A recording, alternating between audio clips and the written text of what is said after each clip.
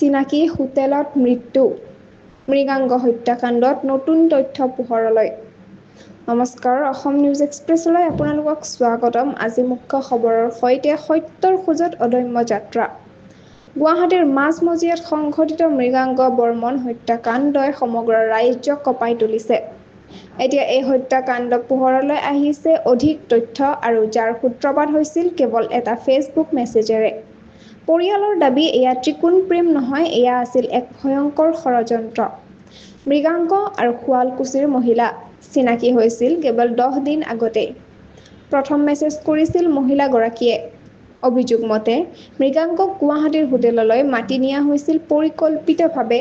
হোটেলত 3 ঘণ্টা থকা সময়ত ওলাই আহি লগে লগে ছুৰীৰে আক্ৰমণ আৰু লগতে ঘটনাস্থলতে মৃত্যু।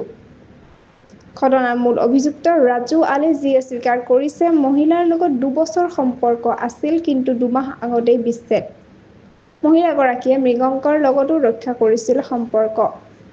সহ্য কৰিব নোৱাৰি হানিখুচি হত্যা।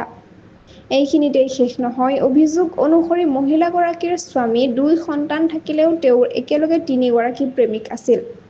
এতিয়া তদন্ত চলি আছে, কিন্তু প্ৰশ্ন হৈছে, কেৱল প্ৰেমৰ ঈৰ্ষাত হত্যা নে কোনো ডাঙৰ ষড়যন্ত্ৰ?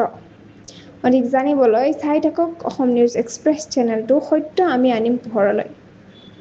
চেনেলটো লাইক, কমেণ্ট, শ্বেয়াৰ, ছাবস্ক্ৰাইব কৰিবলৈ নাপাহৰিব। লগতে কাষতে থকা বেল আইকনটো দবাবলৈ নাপাহৰিব।